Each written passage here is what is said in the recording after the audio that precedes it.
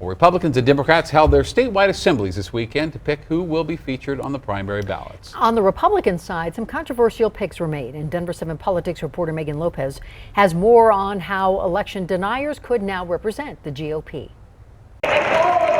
There's an interesting energy to state assemblies. Red wave is about to hit Colorado. Something about the crowds, the signs, the noise that get people excited about politics. The intensity and the energy was really high down there. With a big midterm election ahead at the Republican State Assembly, that excitement was palpable and the results unpredictable. First off, there was a huge challenge to the method of voting. Twice delegates tried to switch to paper ballots for the votes, and twice the efforts failed. The candidates that earned the top slot also a surprise. Fresh off her rally with MyPillow CEO Mike Lindell, Tina Peters, who's repeated many of the debunked election fraud conspiracies, had quite a showing, earning more than 60% of the vote for Secretary of State. When Tina Peters stood up, she received standing ovation. Republican State Representative Ron Hanks, who's also focused much of his campaign on election fraud, also won the top primary slot for U.S. Senate to take on Michael Bennet. So did Greg Lopez in the governor's race. He promised to pardon Peters if she's convicted and earned 34% of the vote. Well, what we learned was that you need to fully embrace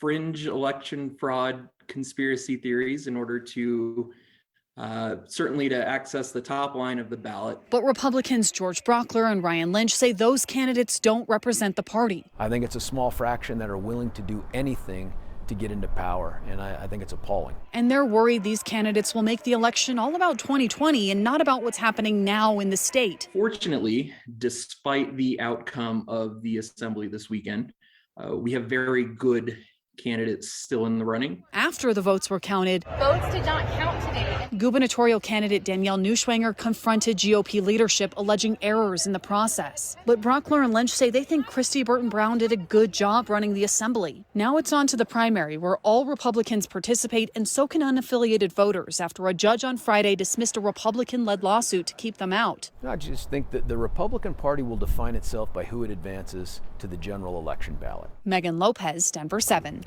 And as for Democrats, most of the candidates selected for the June 28th primary are incumbents, like Representatives Joe Neguse, Jason Crow, Diana DeGette. There were some exceptions. State Senator Brittany Petterson will be the nominee in the 7th Congressional District. It's been held by Representative Ed Perlmutter for the last 16 years, who announced this year that he would not run for re-election. State Representative Yadira Caraveo will be the candidate in the newly formed 8th Congressional District.